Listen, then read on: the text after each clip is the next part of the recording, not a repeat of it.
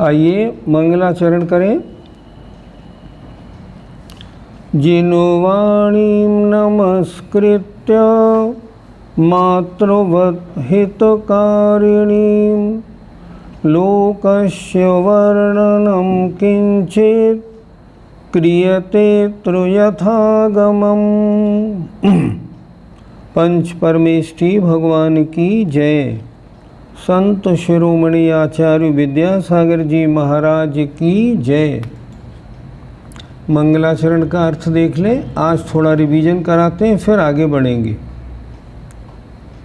मातृवत, माता के समान, हितकारिणीम, हित करने वाली, जिनवाणीम, जिनवाणी को, नमस्कृत्य, नमस्कार करके, यथागमम, आगम के अनुसार, लोकस्य वर्णनम, लोक का वर्णन, किंचित अत्र क्रियते, यहाँ कुछ किया जाता है।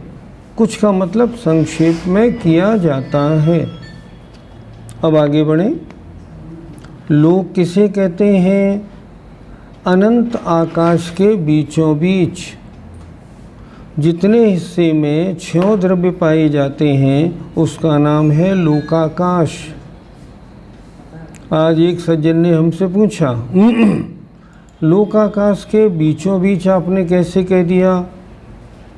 हमने कहा लोकाकाश के चारों ओर, आगे पीछे, ऊपर नीचे कितना आकाश है कि अनंत। तो वो अनंत के बीचों बीच में हुआ कि नहीं कि हुआ। इसलिए लोक के मतलब आकाश के बीचों बीच में लोकाकाश है। आगे देखें, लोक का आकार कैसा है? दोनों पैर फैलाकर, कमर पर दोनों हाथ दोनों ओर रखकर खड़े हुए पुरुष का जैसा आकार होता है वैसा ही लोक का आकार होता है। कहाँ गया वो आदमी? ये सामने देखिए, फिटनेस ट्रेनर। फिटनेस ट्रेनर नहीं, लोक का रूप बताने वाले हैं।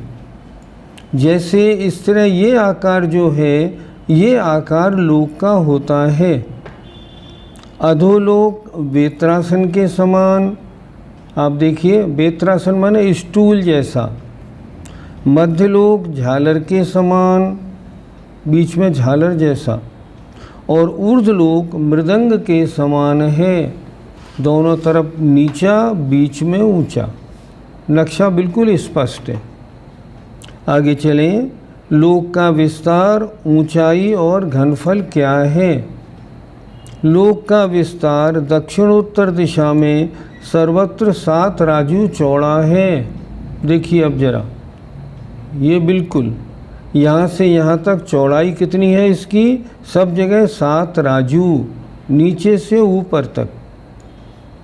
पूर्व पश्चिम दिशाओं का विस्तार, पूर्व पश्चिम दिशा यूं, इनका विस्तार कितना है? नीचे 7 राजू, नीचे इधर, नीचे 7 राजू, पूर्व पश्चिम, हाँ 7 राजू। ऊपर क्रम से घटता हुआ मध्यलोक में 1 राजू, 1 राजू। फिर क्रम से बढ़ता हुआ ब्रह्मलोक के पास ये 5 राजू। कहाँ से कहाँ तक? वहाँ से यहाँ तक। और पश्चात क्रम से घटता हुआ अंत में 1 राजू प्रमाण है। पूर्व पश्चिम 7 राजू, 1 राजू, 5 राजू, 1 राजू। उत्तर दक्षिण सब जगह 7 राजू। लोक की ऊंचाई अधोलोक से लेकर ऊपर तक 14 राजू प्रमाण है, नीचे से ऊपर तक पूरा। इसको आगे ले आइए, यहाँ से यहाँ तक 14 राजू। संपूर्ण लोक का घनफल 7 राजू का घन, अर्थात 7 × 7 × 7 बराबर 343 घन राजू है। इसका पूरा क्षेत्रफल गए निकाला, फिर घनफल निकाला। घनफल कितना? 343 घन राजू है। ये कैसे निकाला? अधोलोक का कितना, ऊर्ध्वलोक का कितना? जरा देखते हैं अधोलोक का क्षेत्रफल और घनफल क्या है। अधोलोक का मुख और भूमि को जोड़कर आधा करना। मुख कितना, 1 राजू, यहाँ ऊपर 1 राजू मध्यलोक, और नीचे भूमि कितनी, 7 राजू, नीचे 7 राजू पूरा, और इसको जोड़ के आधा किया, उसमें आया 4, और उसमें पदयोग अर्थात 7 राजू ऊंचाई का गुणा करने से क्षेत्रफल प्राप्त होता है। अधोलोक का क्षेत्रफल 7 राजू गहरा, और क्षेत्रफल में मोटाई का गुणा करने से घनफल प्राप्त होता है। यहाँ क्या किया इन्होंने, मुख और भूमि को जोड़कर आधा किया, और उसमें पदयोग अर्थात 7 राजू ऊंचाई का गुणा करने से क्षेत्रफल प्राप्त हो गया। 7 और 1 जोड़ा 8 बचे 4, यूँ निकाला इन्होंने। अधोलोक का मुख 1 राजू, मुख 1 राजू, भूमि 7 राजू, दोनों को जोड़कर आधा करने से 4 राजू होते हैं। इस 4 राजू को पद अर्थात ऊंचाई 7 राजू से गुणा करने पर 28 वर्ग राजू अधोलोक का क्षेत्रफल हुआ। इस क्षेत्रफल का दक्षिण उत्तर विस्तार 7 राजू से गुणा करने पर 196 घन राजू अधोलोक का क्षेत्रफल हो गया। ये अधोलोक का क्षेत्रफल हुआ। अब ऊर्ध्वलोक का क्षेत्रफल निकालते हैं। ज़रा ध्यान से देखें, इसमें थोड़ी अशुद्धियाँ हैं, वो ठीक करेंगे। अर्ध ऊर्ध्वलोक मुख 1 राजू, हमने क्या किया, ऊर्ध्वलोक का आधा हिस्सा कर दिया। जहाँ से ये 5 राजू था ना, उस 5 राजू तक का हमने पहले निकाला। वो निकाला, दूसरा नक्शा निकालो, वो नक्शा दूसरा है ना, हाँ ये वाला। इसमें क्या किया हमने, इसके बीच में यहाँ से यहाँ तक ये 5 राजू है, तो अर्ध ऊर्ध्वलोक मुख 1 राजू, नीचे 1 राजू, भूमि 5 राजू, ऊपर 5 राजू हुआ, दोनों को जोड़कर आधा करने से 3 राजू हुआ। ऊपर का जो निकाल रहे हैं अपन क्षेत्रफल घनफल, वो इसके 2 हिस्से करके निकाल रहे हैं। फिर देखें, अर्ध माने आधा ऊर्ध्वलोक का मुख 1 राजू, यहाँ से यहाँ तक, भूमि 5 राजू, यहाँ से यहाँ तक, दोनों को जोड़कर आधा करने से हुआ 3 राजू। इस 3 राजू को पद अर्थात ऊंचाई, ऊंचाई कितनी हुई, 3.5 राजू। इसको ठीक कर लीजिए अपने, ऊंचाई आधा राजू नहीं, ऊंचाई 3.5 राजू से गुणा करने पर 3 गुणित 3.5 बराबर 21/2 वर्ग राजू अर्ध आधे ऊर्ध्वलोक का क्षेत्रफल हुआ। आधे ऊर्ध्वलोक का क्षेत्रफल निकाला, हम डबल बाद में कर लेंगे इसको।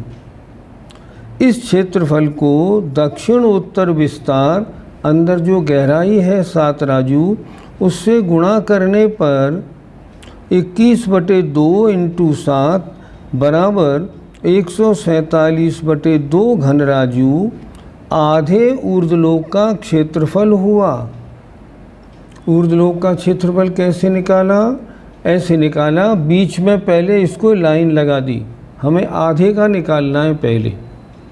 अब आधे का निकालना है तो 1 और 5 ये 6 राजू हो गया, इसका 3 राजू निकाल लिया।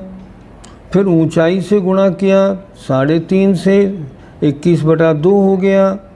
फिर इसको गहराई से गुणा किया 7 से, तो 147/2 राजू इस आधे का क्षेत्रफल हो गया। इसको हमने डबल कर लिया, क्योंकि जितना नीचा इतना ऊंचा, तो इसको डबल करने पर ऊपर 147 राजू हुआ। जरा नीचे देखें, यहाँ भी गलती है थोड़ी। यहाँ क्या लिखा है, इस क्षेत्रफल को दक्षिणोत्तर विस्तार 7 राजू से गुणा करने पर 2 से 1/2 नहीं, 21/2 इंटू 7 बराबर 147/2 घन राजू अर्ध ऊर्ध्वलोक का घनफल होता है। 2 से 1/2 की बजाय 21/2 कर लीजिए। नीचे आइए, क्षेत्रफल और घनफल को दूना करने से 21/2 इंटू 2, ये 21 इंटू 2 नहीं, 21/2 इंटू 2 बराबर 21 वर्ग राजू, और 147/2 इंटू 2 इसे करने से घनफल को निकाला तो 147 घन राजू क्रमशः पूरे ऊर्ध्वलोक का क्षेत्रफल और घनफल होता है। दोनों को हमने जोड़ दिया, 196 प्लस 147 बराबर 343 घन राजू, ये पूरे लोक का घनफल हो गया। लंबाई गुणित चौड़ाई गुणित मोटाई, तीनों मिला के 343 घन राजू हो गया। आगे देखें, अधोलोक की रचना किस प्रकार की है।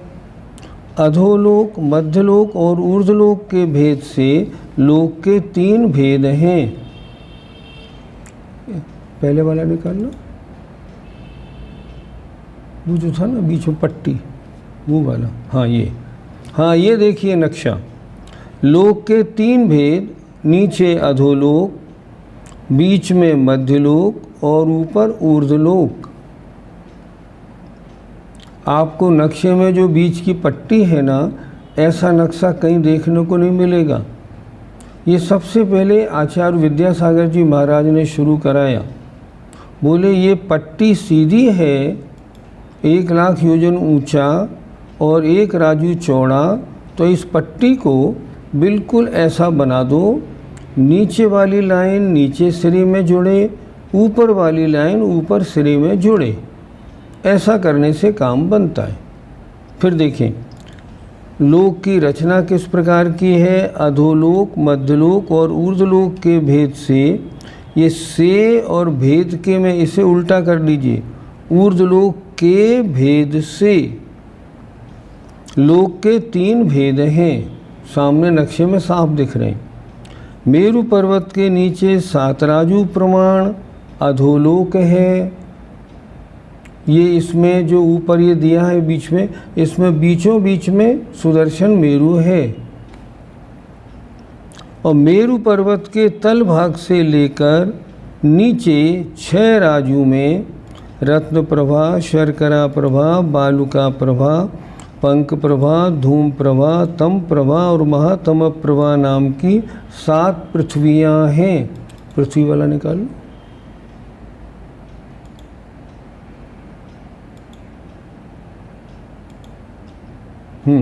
ये देखिए, ये 7 पृथ्वियाँ आ गई। इसमें विशेष बात क्या समझनी है अपने को, ये सारी पृथ्वियाँ एक से एक जुड़ी हुई नहीं है जैसी आपको नक्शे में दिख रही हैं। इनके बीच में जो ये लाइन बनी हुई है लंबी लंबी, ये बीच की जो लाइन है ना, ये खुला आकाश है। अर्थात कलकला पृथ्वी और महातम प्रभा पृथ्वी। अब महातम प्रभा पृथ्वी और तम प्रभा पृथ्वी। अब महातम प्रभा तम प्रभा में दूरी कितनी बीच में, असंख्यात योजन खाली स्थान है, उसमें क्या है, आकाश। इन सब पृथ्वियों में रत्न प्रभा पृथ्वी से शर्करा प्रभा के बीच में असंख्यात योजन खाली स्थान आकाश है। ऐसे ही सबके बीच में इस तरह ही है। यूँ समझना आप, दिखाने के लिए मोटा मोटा दिखा दिया है। अब देखो, ये बीच में आकाश आ गया, ऐसे सब में आकाश है, ये जुड़ी हुई नहीं है। एक विशेष बात और बता दें, कल नहीं बताई थी हमने, ये 7 पृथ्वियाँ बिल्कुल एंड तक हैं। आपको बहुत से नक्शे देखने ऐसे मिलेंगे जो इसमें बीच में जो ये लाइन दी हुई है बस यहीं तक पृथ्वी है। नहीं, ऐसे नहीं, ये पृथ्वियाँ एंड तक हैं, बिल्कुल एंड तक हैं, पूरी हैं। आगे चलें। 7 पृथ्वियाँ हो गई, ये देखो। अब 7 पृथ्वियों में यहाँ तक लगा नीचे, हाँ ये जो है ना, यहाँ तक 6 राजू पूरे हो गए। अब नीचे एक राजू में कलकला नाम की पृथ्वी है। एक राजू में ये पृथ्वी नहीं है, ये खाली स्थान है। इसके नीचे एक राजू प्रमाण स्थान भूमि रहित तथा निगोद आदि 5 स्थावरों से युक्त है। नीचे की पृथ्वी कौन सी रही? कलकला। इस कलकला में क्या है? लोग कहते हैं यहाँ नित्य निगोद है, नहीं, बिल्कुल गलत। इसमें निगोद जीव रहते हैं, नहीं, बिल्कुल गलत।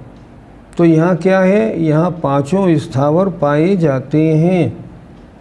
कहीं किसी नक्शे में अगर आपको लिखा मिले नित्य निगोद या निगोद, समझना ये नक्शा ठीक नहीं। यहाँ 5 स्थावर पृथ्वी, जल, अग्नि, वायु, वनस्पति। अब देखें, मेरु पर्वत की ऊंचाई प्रमाण मध्य लोक है। देखिए ऊपर दिख रहा है इस नक्शे में, सबसे ऊपर ये सुमेरु पर्वत है। इसकी ऊंचाई कितनी? 1 लाख योजन। 1000 योजन तो रत्न प्रभा पृथ्वी के अंदर है और 99,000 योजन ऊपर है। ये सामने दिख रहा है। मेरु पर्वत 1000 योजन पृथ्वी के अंदर जड़ की गहराई है, 99,000 योजन बाहर अर्थात पृथ्वी पर है और 40 योजन की चूलिका है इसके ऊपर शिखर। लेकिन वो 40 योजन 1 लाख योजन के अंदर है। बिल्कुल अच्छी तरह से निर्णय हो गया। आचार्य ने इसमें कह दिया 40 योजन अलग से नहीं। अभी तक हम सुनते पढ़ते आते थे कि मध्यलोक 1,40,000 योजन है, पर नहीं, बिल्कुल नहीं। निर्णय हो गया फाइनल। मध्यलोक 1 लाख योजन है, जो 40 योजन की चूलिका है वो 1 लाख में ही है। ऐसे ऊर्ध्वलोक की ऊंचाई मध्यलोक की ऊंचाई से कम 7 राजू प्रमाण है। हम नक्शा दूसरा ले आओ। नहीं, दूसरा, ये वाला नहीं।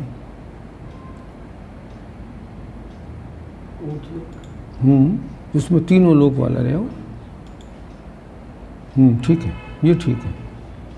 अब इसमें देखिए, ऊर्ध्वलोक की ऊंचाई मध्यम लोक की ऊंचाई से कम 7 राजू प्रमाण है। ये पूरा 14 राजू ऊंचा हुआ। 14 राजू में अब ये बीच का 1 लाख योजन है, ये किसका रहा? आचार्यों ने कहा नीचे अधोलोक 7 राजू हुआ और ऊपर वाला ऊर्ध्वलोक 7 राजू है, उसमें से 1 लाख योजन ये ऊर्ध्वलोक में से कम करना, अर्थात अधोलोक 7 राजू और ऊर्ध्वलोक 1 लाख योजन कम 7 राजू है। ऐसे मेरु पर्वत की चूलिका से 1 बाल का अंतर देकर लोकांत तक अर्थात 7 राजू पर्यंत ऊर्ध्वलोक है, अर्थात बीच वाली लाइन से ऊपर तक बराबर ऊर्ध्वलोक है। ऊर्ध्वलोक में क्या है? 16 स्वर्ग हैं। दिखाओ ऊपर। ऊर्ध्वलोक में ये 16 स्वर्ग हैं। थोड़ा इसे ऊंचा करो। ये 16 स्वर्ग हो गए और 9 ग्रेवियक हैं। ये 9 पट्टियां बन गई, 9 लाइनें बनी हैं।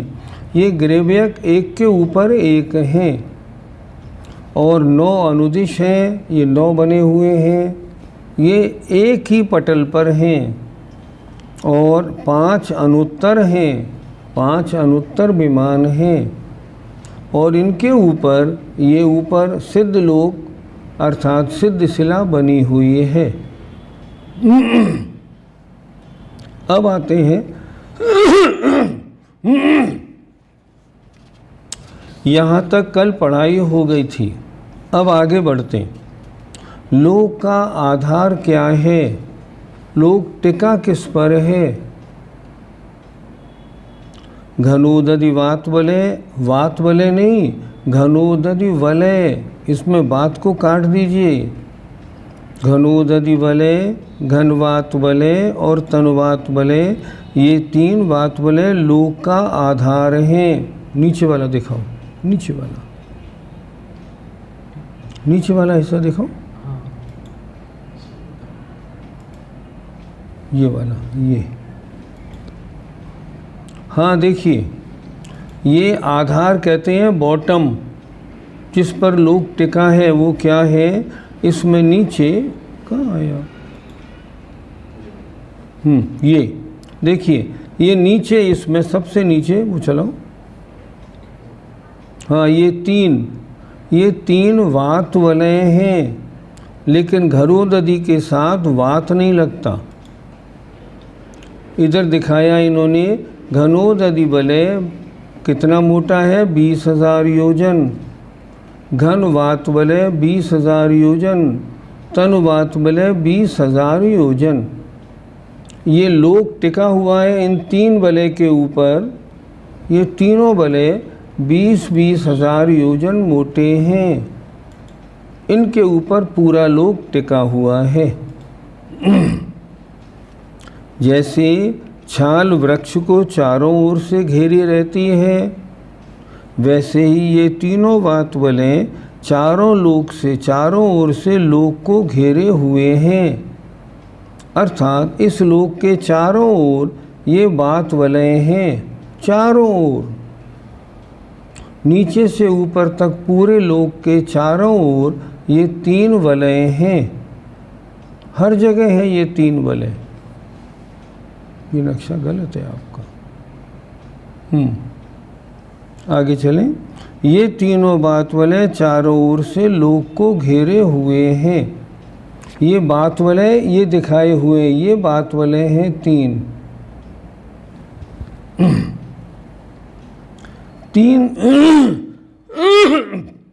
तीन तहों के सदृश सर्वप्रथम गोमूत्र के वर्ण वाला घनोदधि वलय है।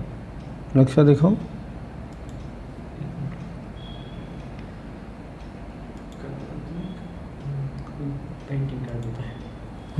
ये वाला देखो।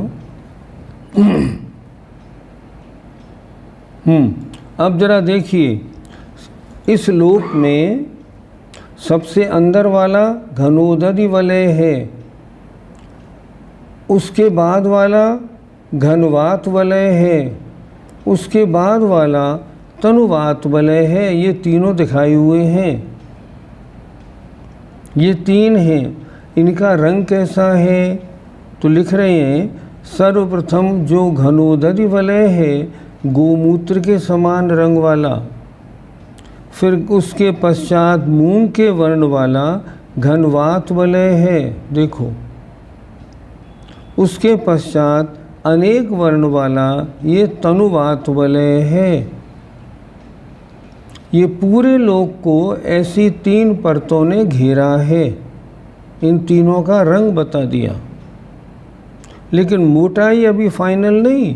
मोटाई नीचे की तो बता दी, बाकी औरों की अभी आगे बताएंगे।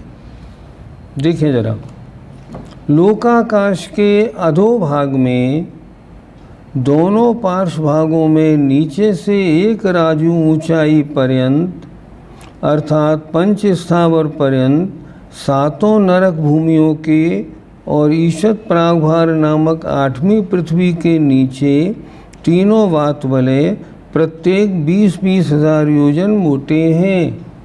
अब इसको थोड़ा समझ लें अच्छी तरह। इसको ये समझते हैं अपन, नीचे पूरी जो लाइन है इसमें नीचे मोटाई 20-20 हज़ार योजन। यहाँ से 1 राजू ऊपर आए तो वो नीचे है कलकला पृथ्वी।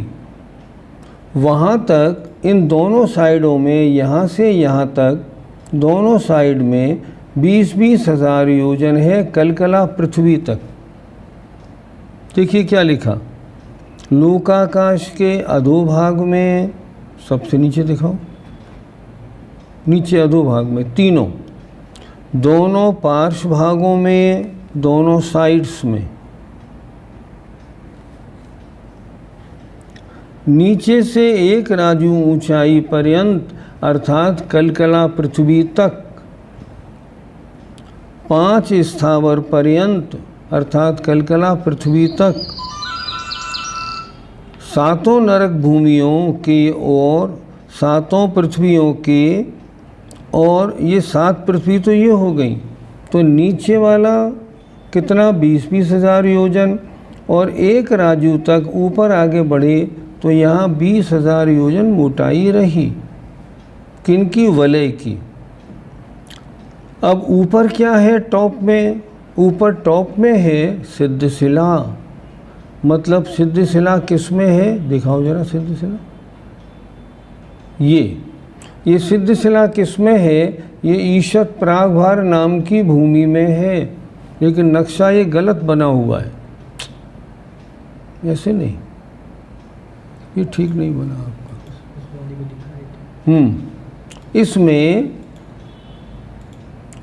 ये नक्शा ठीक नहीं, ये नक्शा कुछ ठीक है। देखिए सबसे ऊपर की जो पृथ्वी है वो पृथ्वी है ईशत प्रागभार, ईशत प्रागभार में ये सिद्धशिला है, ईशत प्रागभार नाम की पृथ्वी में सिद्धशिला है, बीचों के बीच में अंदर उस पृथ्वी में घुसी हुई। तो यहाँ क्या लिखा इन्होंने, ईशत प्रागभार नामक 8वीं पृथ्वी के नीचे। अब देखिए ये 7 पृथ्वियाँ तो ये हो गई, रत्न प्रभा, शर्करा प्रभा, घम्मा, वंशा, मेघा, और 1 पृथ्वी हुई ऊपर जिसमें सिद्धशिला है। इन 8 पृथ्वियों के नीचे जो वलय हैं वो 20-20 हज़ार योजन मोटे हैं। फिर एक बार देखते हैं ऊपर, लोकाकाश के अधोभाग में सबसे नीचे, यहाँ जो लास्ट वाली लाइन है, ये लास्ट वाली लाइन में 20-20 हज़ार योजन मोटे तीनों वलय हैं, और दोनों पार्श्व भागों में नीचे से 1 राजू ऊंचाई तक, अर्थात यहाँ से ऊंचा थोड़ा 1 राजू तक, जितनी कलकला पृथ्वी है वहाँ तक, अर्थात 5 स्थावर पर्यंत 7 नरक भूमियों के, अर्थात 7 नरक भूमियों के नीचे और यहाँ लोक के बॉटम में, और किनारे पे कलकला भूमि तक, तीनों बात वाले 20-20 हज़ार योजन मोटे हैं। ऊपर देखें तो ये जो अंतिम है जिसमें सिद्धशिला है, ये भूमि, ये ईशत प्रागभार कहलाती है। इस ईशत प्रागभार के नीचे भी 20-20 हज़ार योजन मोटे 3 वलय हैं। ये ईशत प्रागभार कितनी लंबी है, पूरी लंबी है 7 राजू, चौड़ाई 1 राजू है। अब थोड़ा नीचे आ जाएं, दोनों पार्श्व भागों में 1 राजू के ऊपर सप्तम पृथ्वी के निकट, अर्थात जहाँ तक कलकला पृथ्वी थी वहाँ को छोड़ दिया, अब सप्तम पृथ्वी के निकट आ गए। नीचे से 1 राजू कलकला पृथ्वी तक, दोनों तरफ की मोटाई 20-20 हज़ार योजन, और नीचे की मोटाई तीनों वलय की भी 20-20 हज़ार योजन है। अब इस साइड में जब 1 राजू से हम कलकला पृथ्वी से ऊपर आए, यहाँ से यहाँ तक, तब यहाँ क्या है, इन बात वलयों की मोटाई कितनी है, देखें, दोनों पार्श्व भागों में 1 राजू के ऊपर सप्तम पृथ्वी के निकट 8 दिशाओं में तीनों वात वलय यथाक्रम से 7, 5, 4 योजन मोटे हैं। वहाँ तो थे 20-20 हजार योजन मोटे, यहाँ एकदम पतले हो गए। घनोदधि वलय 7, घनवात वलय 5, तनवात वलय 4 योजन मोटा है, यहाँ से यहाँ इसके ऊपर। फिर क्रम से घटते हुए मध्यलोक की 8 दिशाओं में, यहाँ पर ये मध्यलोक की दिशा आ गई, यहाँ और घट गए 5, 4, 3 योजन मोटे रह गए यहाँ तक। फिर क्रम से बढ़ते हुए ब्रह्मलोक की 8 दिशाओं में यहाँ तक 7, 5, 4 योजन मोटे हो जाते हैं और मोटाई बढ़ गई वात वलयों की। फिर ऊपर क्रम से घटते हुए लोकाग्र के पार्श्वाग में फिर 5, 4, 3 रह गए।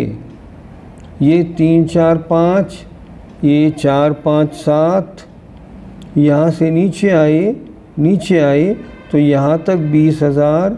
इसके बाद फिर 7, 5, 4 ऐसे। ये मोटाई किसकी? तीनों वात वलय की मोटाई है। ये तीनों वात वलय लोक शिखर पर क्रम से 2 कोष, 1 कोष और 1575 धनुष प्रमाण मोटे रह जाते हैं। ये ऊपर क्या है? ये ऊपर टॉप में ये जो जहाँ ईशत पराग भार है, इस ईशत पराग भार के ऊपर क्या है? इसके ऊपर भी 3 वलय हैं। वो कहीं दिखाई तो नहीं दिखाई। ईशत पराग भार के ऊपर भी 3 वलय हैं। वो 3 वलय बहुत कम मोटे हैं। कितने? 2 कोष, 1 कोष और 1575 धनुष। इस तरह ये लोक पूरा का पूरा 3 वात वलयों से वेष्टित है, पूरा का पूरा। आगे बढ़ें। प्रश्न नंबर 8। लोक में स्थित स्वर्ग और नरक कहाँ और कितनी ऊंचाई पर हैं? वो नक्शा दूसरा वाला है, वो दिखाओ। इसमें स्वर्ग नरक दिखाओ, ये पूरा नक्शा दिखाओ। हाँ ये ठीक है, लेकिन इसमें नरक नहीं दिखाई पड़े ना।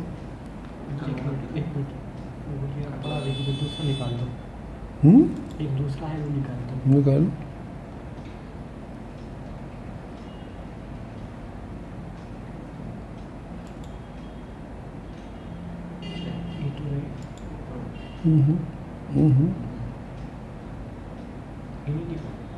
हाँ ये भी ठीक है, लेकिन ये अभी बाद में आएगा। इनकी मोटाई है। कर ठीक है, ठीक हो, चले। हाँ बढ़े। देखो, मेरु पर्वत के नीचे वज्र व वैडूर्य पटलों के बीच में चौकोर संस्थान रूप से अवस्थित आकाश के 8 प्रदेश लोक का मध्य है। अगर कोई पूछे इस पूरे लोक का सेंटर पॉइंट कौन सा है, हम पूरे लोक का सेंटर पॉइंट किसको माना जाए, तो सेंटर पॉइंट में इन्होंने बताया, मेरू दिखाओ।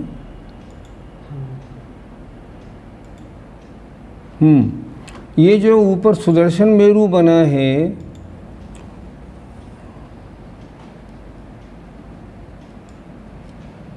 ऊपर दिखाओ ना। हाँ ये सुदर्शन मेरू जो बना है, ये क्या है? देखो, रत्न प्रभा पृथ्वी के 3 भाग, खर भाग, पंख भाग, अब बहुल भाग। उसमें ऊपर वाले खर भाग के 16 भाग, उसमें सबसे ऊपर का चित्रा नाम की पृथ्वी। देखो इसमें 3 दिखाए, पहले वाला दिखाओ, इससे पहले वाला, ये रत्न प्रभा के 3 हिस्से दिखाओ ना।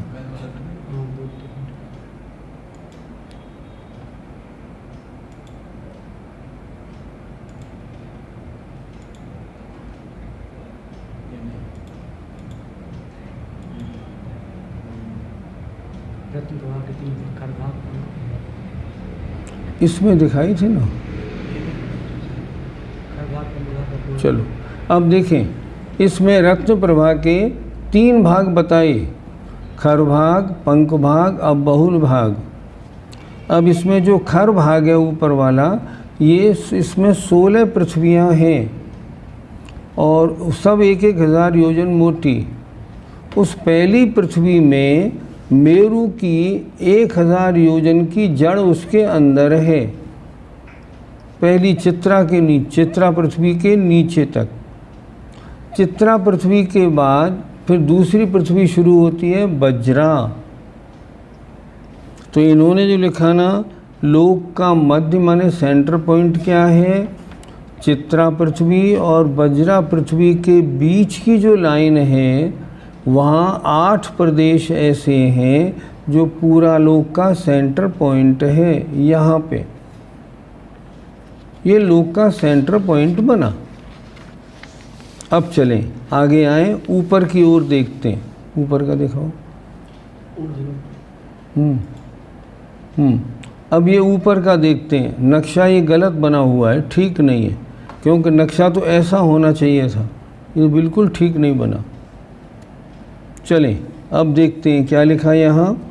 लोक मध्य से ऊपर ईशान स्वर्ग तक 1.5 राजू, अर्थात नीचे से सौधर्म ईशान स्वर्ग के ऊपर तक, यहाँ तक 1.5 राजू हो गया।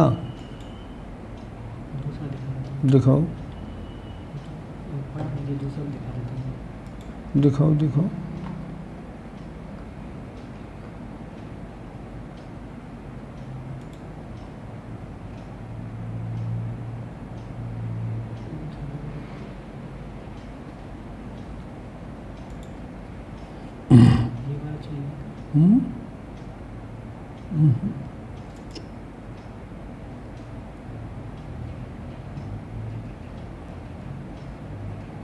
चलो वही वाला दिखाओ फिर जो गलत बना हुआ है।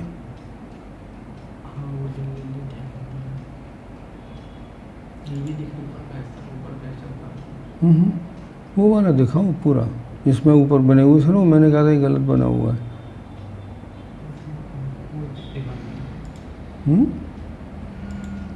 हाँ वही वाला अभी जो आया था ना, वो दिखाओ।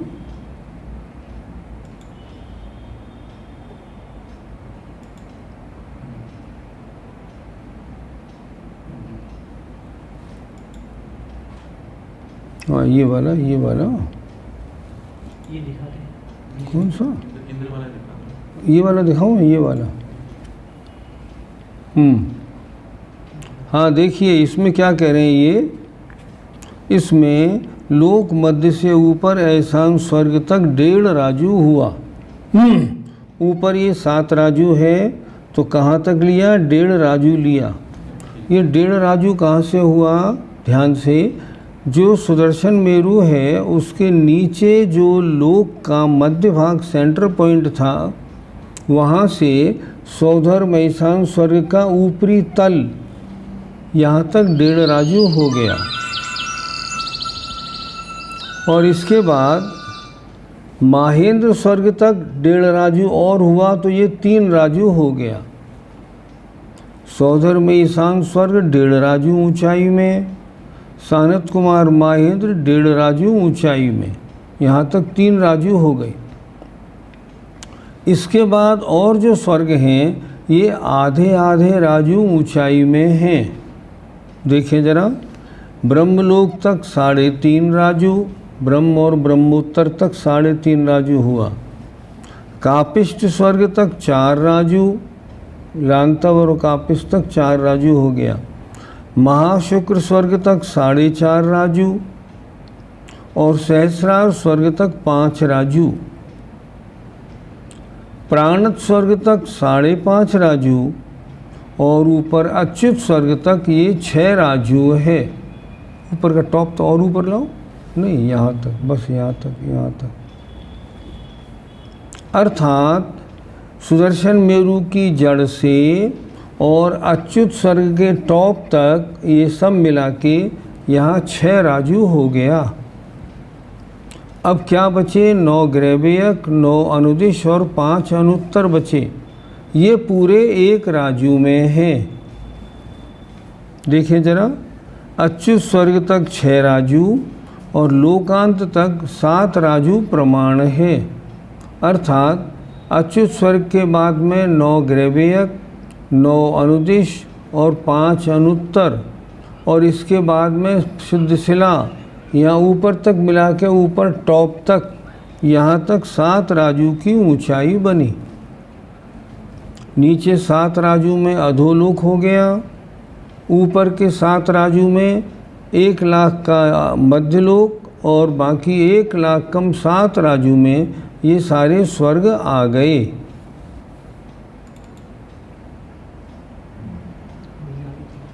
अब चलते हैं नीचे, नरकों में दिखाओ।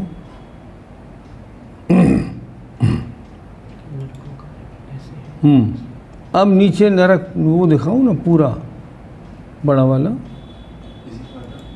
ऐसे भी बनाया नहीं, ये नीचे वो वाला दिखाओ ना, ऐसे पूरी पृथ्वी दिखाई है इधर से उधर तक। उसके नीचे वाला दिखाओ ना। हाँ, ये वाला। अब आइए नीचे। लोक मध्य से नीचे सरकरा पृथ्वी तक 1 राजू, अर्थात जो सुदर्शन मेरु का नीचे का तल था, वहाँ से अधोलोक नीचे 7 राजू है। तो यहाँ से रत्न प्रभा पृथ्वी तो ऊपर ही आ गई, और यहाँ से सरकरा पृथ्वी के नीचे बॉटम तक आए तो 1 राजू हुआ। इसके बॉटम पे लाओ लाइन पे, हाँ यहाँ तक। अर्थात 1 राजू में रत्न प्रभा शर्करा प्रभा दोनों हो गई। इसके बाद शेष सारी पृथ्वियाँ 1-1 राजू में हैं। अर्थात बालुका प्रभा के एंड तक 2 राजू हो गए, पंख प्रभा के एंड तक 3 राजू हो गए, धूम प्रभा के एंड तक 4 राजू हो गए, तम प्रभा के एंड तक 5 राजू, महातम प्रभा तक 6 राजू, और कलकला पृथ्वी और नीचे के बात बले मिला के 1 राजू। ये अधोलोक के हुए। किताब देखें जरा। लोक मध्य से नीचे सरकरा पृथ्वी तक 1 राजू। इसे हटाओ ऊपर वाले इसको। सरकरा पृथ्वी के नीचे तक 1 राजू हुआ। बालुका प्रभा पृथ्वी तक 5 पृथ्वियाँ 1-1 राजू हैं। तो महातम प्रभा के नीचे तक 6 राजू हो गया, और कलकला पृथ्वी और नीचे के बात वाले 1 राजू में हुए। इस तरह सप्तम पृथ्वी तक 6 राजू और लोकांत तक 7 राजू होते हैं। लोकांत माने तीनों बातवयों के एंड तक। नीचे लगाओ, हाँ, इसके एंड तक ये 7 राजू हो गए। ये हमने चर्चा क्या बताई कि 14 राजू जो ऊंचाई लोक की है, उसमें ऊर्ध्व लोक में 7 राजू का बंटवारा कैसे, इंक्लूडिंग मध्यलोक, और नीचे 7 राजू में अधोलोक का बंटवारा कैसे है, वो अभी तक बताया गया। अब थोड़ा और आगे चलते। लोक की चौड़ाई कहाँ कितनी है? कैसे दिखाओगे? नीचे अधोलोक के मूल में चौड़ाई 7 राजू है। बिल्कुल ठीक, वही वाला दिखाओ, इससे पहले वाला। हाँ देखिए, लोक के अधोलोक में ये चौड़ाई 7 राजू है। ये चौड़ाई 7 राजू। मध्यलोक में 1 राजू मध्यलोक है। ब्रह्मलोक में 5 राजू। ये जो यहाँ से यहाँ तक, ये बीच में जो है ये ब्रह्मलोक, यहाँ तक 5 राजू है। और लोक के अग्रभाग में फिर 1 राजू है, जहाँ ईशत प्रागभार नाम की भूमि है। अब आए नीचे। लोक मध्य से, लोक मध्य माने सुमेरु पर्वत के नीचे जो लोक का सेंटर पॉइंट है वहाँ से एक राजू नीचे शर्करा पृथ्वी के अंत में 1/6/7 राजू चौड़ाई है। ये चौड़ाई कहाँ से कहाँ तक ले रहे हैं? यहाँ से एंड तक ये ले रहे हैं। चौड़ाई का मतलब ये यहाँ से यहाँ तक, चौड़ाई का मतलब ये। इसमें ये पृथ्वियाँ ठीक नहीं दिखाई हैं। ये पृथ्वी यहाँ से इस लाइन तक पूरी है बिल्कुल। आज हमारे नक्शा बनाने वाले बिल्कुल गलत काम, अधूरा काम करके लाए। इन्होंने आज गड़बड़ कर दी, आप लोगों को बहुत दिक्कत हो रही है। हम क्षमा प्रार्थी हैं। ऐसे थोड़ी होता है काम। नक्शा बिल्कुल क्लियर होना चाहिए। कल इसको दोबारा पढ़ाएंगे, बिल्कुल क्लियर करेंगे। देखें जरा, लोक मध्य से एक राजू नीचे शर्करा पृथ्वी के अंत में 1/6/7 चौड़ाई है। निकालो।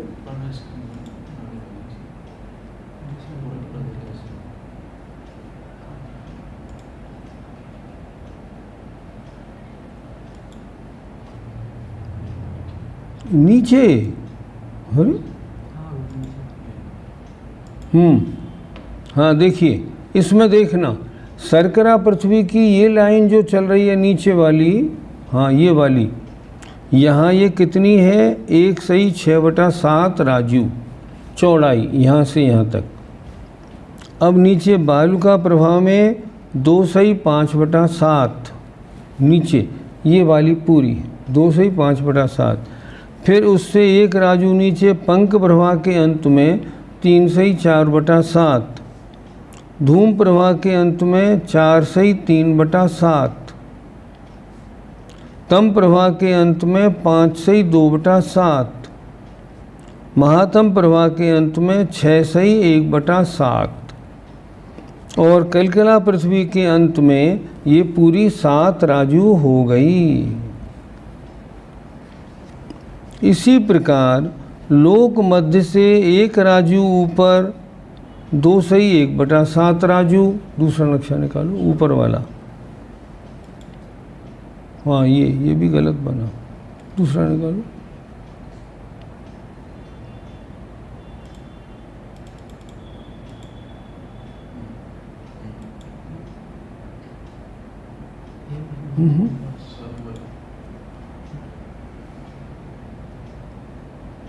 नहीं बना। अब देखिए ना, लोक मध्य से एक राजू ऊपर चौड़ाई पहले बढ़ती जाएगी, फिर ऊपर समेटती जाएगी। ये है लोक का आकार।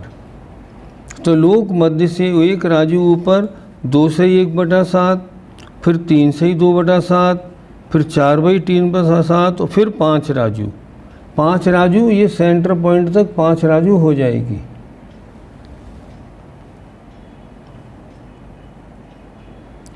फिर इसके बाद अब आगे ऊपर ये घटेगी चौड़ाई लोक की।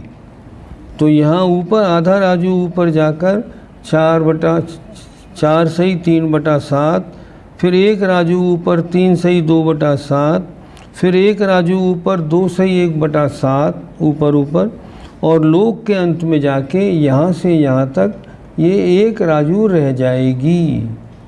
यहाँ एक राजू थी, यहाँ एक राजू, बीच में बढ़ती गई और ऊपर घटती गई। ऐसे इसका हो जाएगा। आज हमको अच्छा नहीं लगा, कंप्यूटर का काम हमारा ढीला रहा आज। इसको कल फिर दिखाएंगे और आपको अच्छी तरह समझाएंगे बिल्कुल। आज इतना बस। अब देखते हैं प्रश्न आपके हों, उनका उत्तर दे देते हैं। निकालो प्रश्न, निकालो कौन से।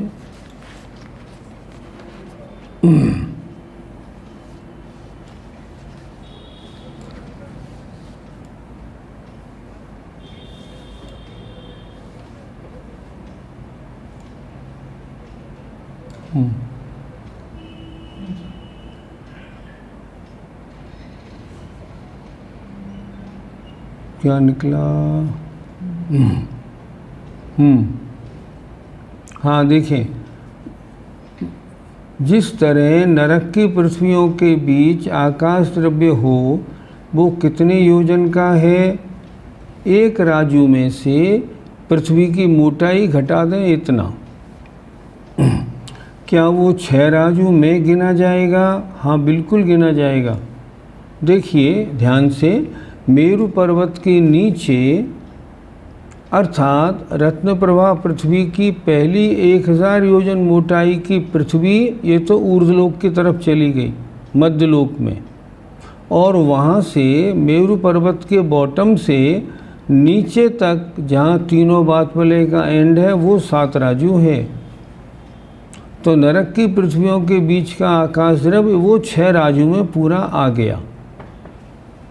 नक्शे में स्वर्गों में भी गैप दिखा, तो वो स्वर्ग भी युगल स्वर्ग से दूर है। हाँ उसमें भी गैप है पूरा।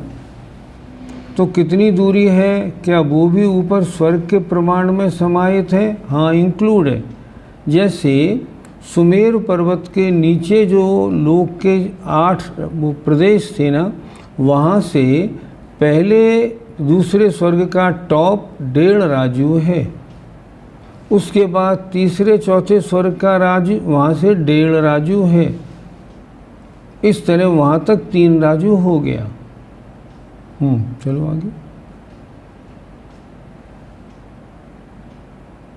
हाँ, पंचम काल में जीव भरत क्षेत्र से किन भावों से विदेह क्षेत्र जाता है? अगर वो ऐसा विचार लगाए, हे भगवान मेरा अगला जन्म विदेह क्षेत्र में हो, और विदेह क्षेत्र के सीमंदराय तीर्थंकरों के प्रति विशेष भक्तिभाव रखने वाला हो, तो विदेह क्षेत्र में पैदा हो सकता है। लेकिन विदेह क्षेत्र में पैदा होने से पहले यहाँ उसको मिथ्या दृष्टि बन के जाना पड़ेगा, क्योंकि कर्म भूमि है यहाँ और वहाँ भी कर्म भूमि है। तो कर्म भूमि का जीव मनुष्य कर्म भूमि के मनुष्य में पैदा होगा, वो मिथ्या दृष्टि ही होगा।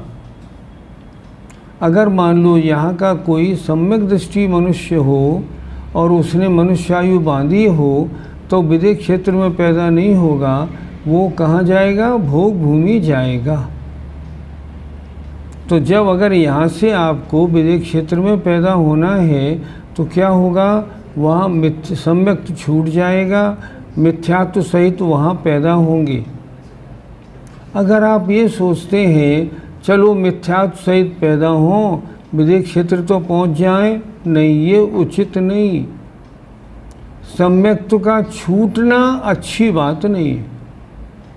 अगर आप देव बने तो देव बन के भी आप विदेह क्षेत्र जाके भगवान की दिव्य ध्वनि सुन सकते हैं, पर सम्यक्त्व छोड़ने की बात मत करिए। आइए अगला प्रश्न देखें। गतिबंध के और नीचे लाओ। गतिबंध के कर्म प्रमुख उदय में आते तो उसका प्रभाव कैसे देख जा सकता? जैसे हमारे नरक गति या देव गति का उदय प्रमुख होकर उदय में आए, तो उसकी वजह से हमारे परिणामों में किस तरह का असर होगा? नहीं, कुछ भी नहीं होगा। क्यों नहीं होगा? कि वो नरक गति हो, चाहे त्रिंच गति हो, चाहे देव गति हो, वो कन्वर्ट होके मनुष्य गति रूप उदय में आएगी। कोई फर्क आपको नहीं मालूम पड़ेगा, क्योंकि उस गति का स्वभाव ही बदल गया ना, इस कारण आएगी। और ऊपर आइए, नीचे आइए। अधोलोक के 6 राजू में 7 पृथ्वियाँ कैसे? हमने बताया ना, पहली 2 पृथ्वी जो हैं, मतलब दूसरी पृथ्वी के एंड तक 1 राजू होता है। 1 राजू में पहली 2 पृथ्वी हो गई, तो 7 पृथ्वियाँ 6 राजू में हो गई। निगोदिया जीव के बारे में फिर से बता दीजिए। निगोदिया 2 तरह के होते हैं, एक नित्य निगोदिया, एक इतर निगोदिया। नित्य निगोदिया वो हैं जो आज तक निगोद से निकले ही नहीं, और इतर निगोदिया वो हैं जो नित्य निगूढ़ से तो निकल आए, बाकी और जगह जाने के बाद और जगह जाने के बाद फिर दोबारा निगोद में जिनका जन्म हुआ वो इतर निगोदिया होते हैं। तो निगोदिया जीव के बारे में फिर से बता दें, पूरे तीनों लोकों में नित्य निगोदिया और इतर निगोदिया दोनों भरे हुए हैं। जहाँ सिद्ध शिला है उसके ऊपर जहाँ सिद्ध भगवान का निवास है वहाँ भी निगोदिया भरे हुए हैं। उनका सिद्ध भगवान से कोई लेना देना नहीं, लेकिन पूरे तीनों लोकों में निगोदिया जीव सब जगह पाए जाते हैं, नित्य निगोदिया भी और इतर निगोदिया भी। नीचे आइए, आशा जैन का प्रश्न है, प्रश्न नंबर 5 में ऊर्ध्वलोक का क्षेत्रफल करेक्ट नहीं है। नहीं, करेक्ट है बिल्कुल, कोई प्रॉब्लम नहीं, हमने ठीक करा दिया ना, आप शायद बाद में आई मालूम पड़ती हैं। हमने ऊपर ठीक करा दिया, हमने करेक्शन करा दिया, बिल्कुल ठीक करा दिया। और ऊपर आओ। लोक का घनफल 343 राजू बताया गया है। उसमें ये शंका है कि लोक की ऊंचाई 14 राजू है, तो हमें 7 से मल्टीप्लाई क्यों किया? देखो, 7 से मल्टीप्लाई तो किया उसकी उत्तर दक्षिण उत्तर की अपेक्षा। यों 7 राजू, फिर 1 राजू, फिर 5 राजू, फिर 1 राजू है। यों पूरा पश्चिम में घटता बढ़ता है, लेकिन अंदर देखें उत्तर दक्षिण सब जगह 7 राजू, इसलिए 7 से मल्टीप्लाई किया गया। चलो ऊपर।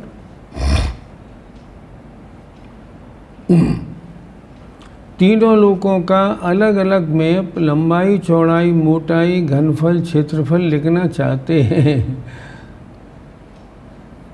कैसे बताएंगे आपको? तीनों लोकों का अलग अलग घनफल तो लिख सकते हैं आप, क्षेत्रफल मत लिखिए, ज़रूरी नहीं है। अगर तीनों लोकों की आपको लिखनी है तो लिखिए, ज़रा लिख लीजिए। अधोलोक की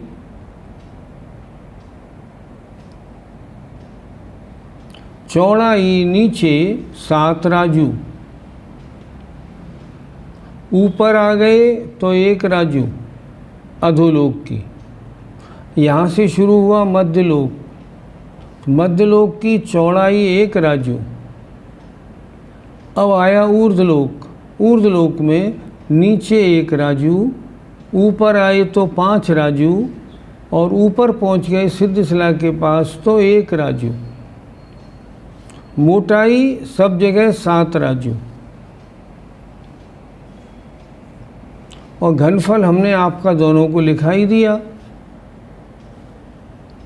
इस तरह कुल 343 हुआ। आगे देखें। कलकला पृथ्वी भूमि नहीं है तो उसे आकाश आकाश क्यों नहीं कह सकते? नहीं, वो खाली भूमि आकाश है, लेकिन उसको नाम दे दिया कलकला भूमि, लेकिन वहाँ कुछ भी नहीं है, खाली स्थान है बिल्कुल। आगे चलो। क्या लिखा? असंख्य पाधा काल में बंधने वाली आयु अंतर्मुहूर्त काल की होगी क्या? नहीं, नियम नहीं बनाएंगे। असंख्य पाधा काल किसे कहते हैं? जिस जीव का 8 अपकर्ष कालों में आयुबंध नहीं हुआ, उसका आयुबंध कम होगा मरने से। असंख्य पाधा काल, असंख्य पाधा काल का मतलब आवली का संख्यात्मा भाग, इतने पहले उसकी आयु ज़रूर बंध जाएगी। तो प्रश्न आप किया है आपने, तो क्या असंख्य पाधा काल में जो आयु बंधेगी वो अंतर्मूर्त की होगी? नहीं, ऐसा कोई नियम नहीं। अगर गलतफहमी हो तो ठीक कर लीजिए। नीचे अधोलोक में जो भूमियों के बीच में जगह खाली है वहाँ तो बात वाले भी है नहीं। देखो, एक भूमि है, भूमि से जैसे दूसरी भूमि के बॉटम से तीसरी भूमि का बॉटम एक राजू है। अब इसमें दूसरी भूमि के नीचे 3 बले हैं 20-20 हज़ार योजन मोटे। वो किस में आ गए? वो एक राजू में आ गए। ऐसे आते हैं। अर्थात दूसरी भूमि से तीसरी भूमि का बॉटम, दूसरी के बॉटम से तीसरी का बॉटम एक राजू है। लोक का विस्तार समझ में नहीं आया? नहीं, इसको इस तरह मत समझिए 7 × 7 ऐसे नहीं बनेगा ये तो उन्होंने लंबाई चौड़ाई ऊंचाई लिख दी पर बनता नहीं। ऊंचाई तो 14 राजू है, विस्तार अलग अलग हो गया ना, इसीलिए तो ऐसा किया। ऊर्ध्वलोक का अलग निकाला घनफल, मध्यलोक का तो उसमें आ ही गया, और नीचे अधोलोक का अलग निकाला। ऐसे हुआ। नित्य निगोदिया जीव का ऐसा कौन से पाप का उदय रहता है जिससे वे निकल नहीं पाते? हाँ, महान पापी तो हैं, इसलिए वो नहीं निकल पाते। राजू के बारे में आपने जो उदाहरण दिया वह फिर से बताएं। कोई एक देव एक पलक झपकने में असंख्यात योजन जाता हो, ऐसा देव 6 महीने चलता रहे तो जितनी दूरी जाएगा उसे एक राजू कहते हैं। लेकिन ये समझाने की बात है और कुछ नहीं। समझने की बात क्या है? एक राजू बराबर असंख्याता संख्यात योजन, बहुत बड़ा। अनंत क्यों नहीं कह दें? अनंत इसलिए नहीं कह दें क्योंकि उसकी बॉर्डर लाइन है। बॉर्डर लाइन नहीं होती तो हम अनंत कह देते, ऐसे कैसे कह देंगे? यूट्यूब पर नक्शा नहीं आया, क्या लिखा? वो तो आ जाएगा। आ जाएगा, वो तो यूट्यूब पर भी लाइव जा रहा है, ऑनलाइन चल रहा है। खैर, यूट्यूब पर नक्शा आ जाएगा। आप प्लीज, विषय कठिन है इसलिए जिज्ञासा की भी रिकॉर्डिंग यूट्यूब पर लाइव चल रहा है, वो देख सकते हैं यूट्यूब पर बाद में कभी भी। खैर भिजवा देंगे। आगे और चलो, और चलो। नाविराय और मरदेवी क्या युगलिया थे? नहीं, युगलिया नहीं थे। अगर वो युगलिया होते तो उनकी संतान भगवान आदिनाथ भी भोग भूमिया होते, और अगर भोग भूमि होते तो वो तीर्थंकर नहीं बन पाते। नाविराय और मरदेवी की विधिवत शादी हुई थी, युगलिया नहीं थी। आगे, लब्ध पर्याप्तक जीव एक मुहूर्त में 66,336 बार जन्म मरण करके उसके बाद नियम से पर्याप्तक बनते हैं। तो नित्य निगोद में जो जीव हैं वो कभी बाहर नहीं आते और न कभी आएंगे। कृपया बताएं। आपके इन दोनों प्रश्नों का कोई मेल नहीं खाता। आप ये समझिए, नित्य निगोदिया जीव भी एक अंतर्मुहूर्त अपर्याप्त रहते हैं, फिर एक अंतर्मुहूर्त पर्याप्त रहते हैं, लेकिन रहते वो नित्य निगोदिया ही हैं। उससे इसमें कोई फर्क पड़ने वाला नहीं है। तो नित्य निगोद में जो जीव है कभी बाहर नहीं आते और न कभी आएंगे। नहीं, नित्य निगोदिया जीव 2 प्रकार के होते हैं, ध्यान से सुनिए। एक नित्य निगोदिया अनादि अनंत, एक नित्य निगोदिया अनादि शांत। ध्यान से सुनिए, विषय बहुत अच्छा है।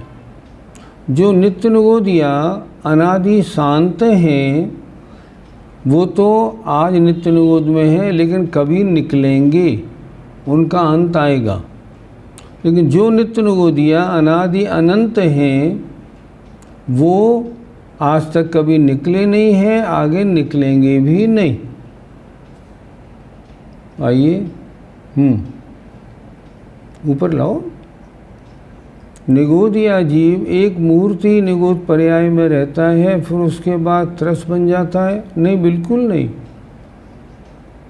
जो निगोदिया नित्य निगोदिया में है वो तो अनादिकाल से नित्य निगोद में ही है, तरस बनने की क्या बात।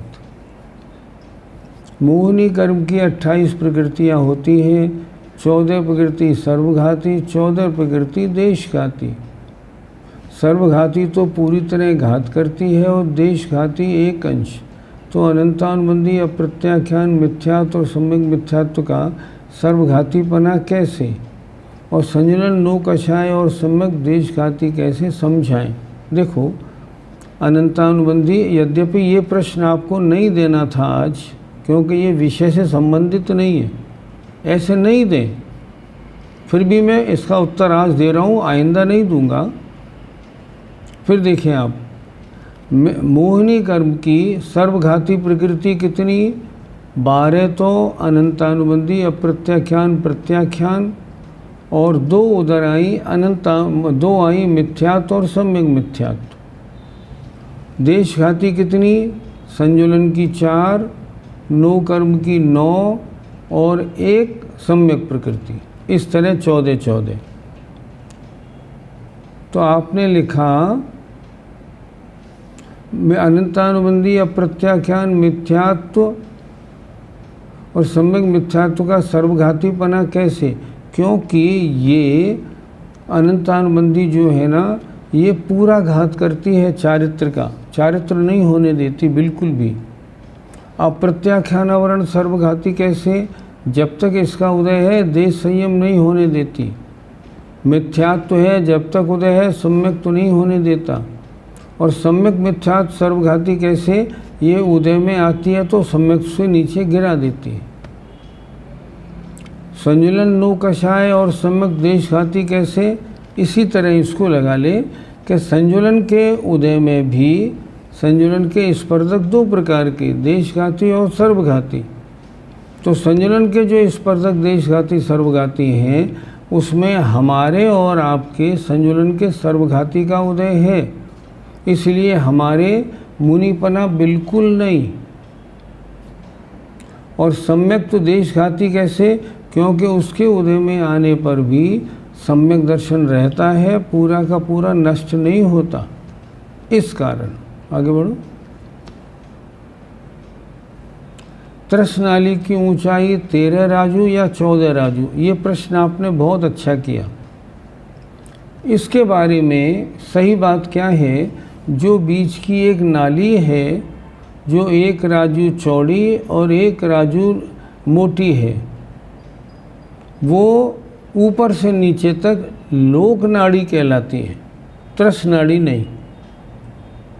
उसके बीचों बीच में, मतलब उसमें जो ऊपर से नीचे तक 14 राजू की है वो है लोक नाड़ी, और उसमें जो बीच में 13 राजू तक त्रस पाए जाते हैं वहाँ तक त्रसनाली की ऊंचाई 13 राजू। उसमें से भी कुछ कम है, कल ये प्रश्न आएगा तो आपको इसमें से समझा देंगे। क्या याद करना है अपने को, त्रसनाली कुछ कम 13 राजू और लोक नाड़ी 14 राजू पूरी। 14 राजू हाइट है, फिर 7 × 7, इसको छोड़ दीजिए ना, हमने पहले ही बोल दिया। कृपया ये गणित भी स्क्रीन पर समझा दीजिए तो वो अच्छे से आ जाएगा। छोड़िए, आप इतना समझ लीजिए, गणित में मत जाइए, आप इतना समझ लीजिए अधोलोक का इतना घनफल, ऊर्ध्वलोक का इतना और तीनों लोक का 343 घन राजू, इतना काफ़ी है, ज़्यादा गणित में मत जाइए। बाल प्रमाण यानी क्या, ये इन्होंने ये बताया, ऊपर सुमेरु पर्वत के टॉप से ऊपर जो सौधर्म स्वर्ग और ईशान स्वर्ग का जो पहला स्वर्ग आता है, पहला दूसरा स्वर्ग, वो कितना ऊंचा उनका इंद्रक विमान, उसके बीच में एक बाल प्रमाण। उत्तम भोग भूमिया, जीवोत्तम भोग भूमि है, उसमें जो जीव हैं उनका बाल सबसे महीन होता है, तो उसने बाल प्रमाण जगह खाली है।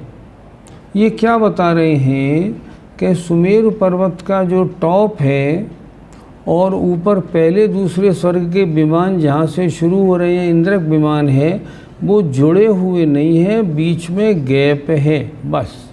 हालांकि गैप बहुत थोड़ा है, ना के बराबर, पर गैप है, इसलिए बाल प्रमाण लिखा। आगे 45 लाख योजन लोक में कहाँ से कहाँ तक समझें। ये जो मध्यलोक है, इस मध्यलोक में जो मनुष्य लोक है वो 45 लाख योजन है। उसमें कौन कौन आ जाते हैं? उसमें आता है जम्बूद्वीप, लवण समुद्र, धातकी खंड, कालोदरी और पुष्करार्ध। ये 45 लाख योजन मनुष्य क्षेत्र कहलाता है। 9 अनुदिश 9 ग्रहव्यक को ही सर्वार सिद्धि कहा जाता है? नहीं, 9 ग्रहव्यक के ऊपर 9 अनुदिश, उसके ऊपर है 5 अनुत्तर। 5 अनुत्तर विमानों में एक विमान का नाम सर्वार सिद्धि है, बाकी 4 तो अलग है। सर्वार सिद्धि बीच वाला विमान कहलाता है।